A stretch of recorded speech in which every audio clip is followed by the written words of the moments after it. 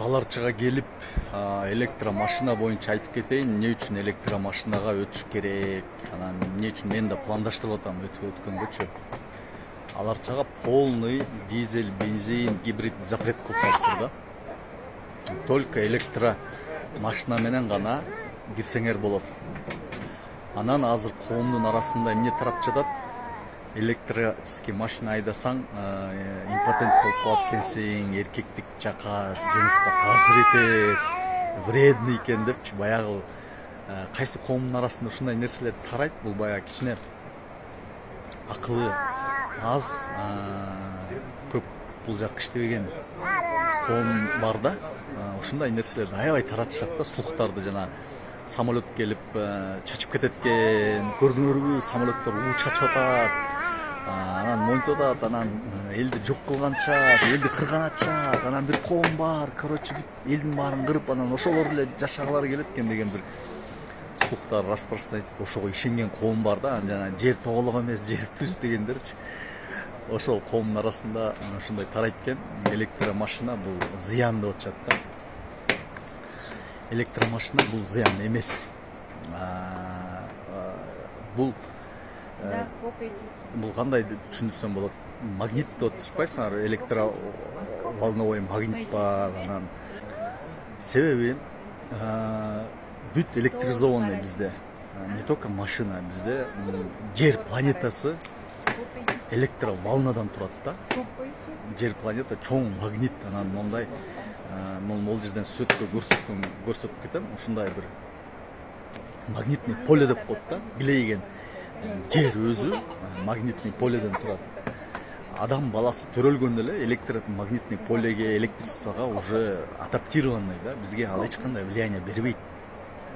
Анан кийин эгер зыян болсочу, ошол электромобиль зыян болсо, в жизни батышка кирбейт болчу, батышта сатылбайт болчу. Батыштын эли ушунчалык акылдуу, эч убакта өзүнүн элине ден соолукка зыян келген, ден соолукка таасир эткен товарды, тамак ашты, оокат буюмду киргизбейт, кабыл албайт. Бизге караганда биздин өлкө маягы жакшы иштебегендиктен бизде жанагындай бүт ууланткан, сроктон өткөн печеньелер кирет экен да, алар зыян эмес экен.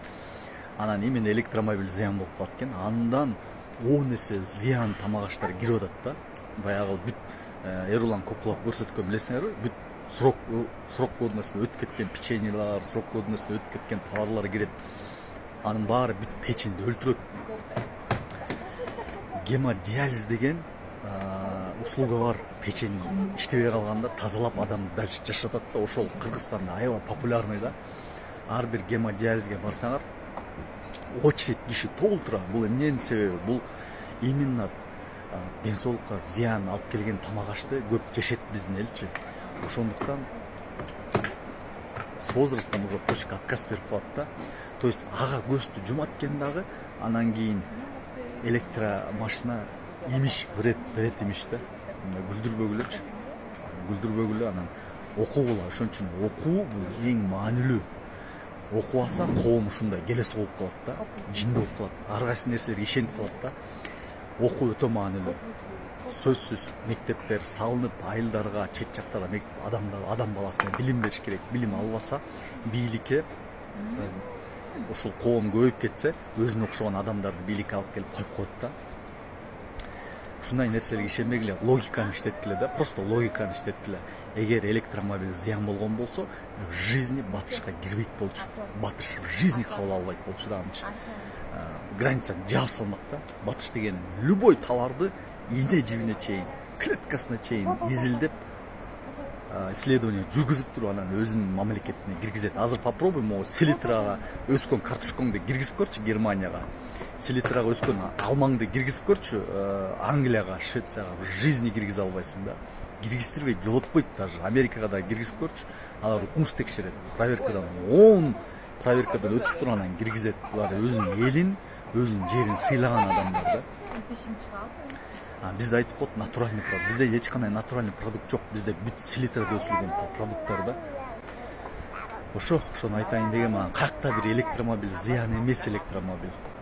Келечек электромобилде просто азырынча батарея доработка болгон жок. Батареялар бир заряд менен аз жүрөт да, 1 200 300 жүрөт да. Бул еще недоработанный батареячы. Если батарея доработанный болсо, бир 1000 километр жүрсө, бир заряд менен 1000 километр жүрүп, анан зарядканы бир 10-15 мүнөттө кылып салса, все, полный электромобильге өтүшөт да.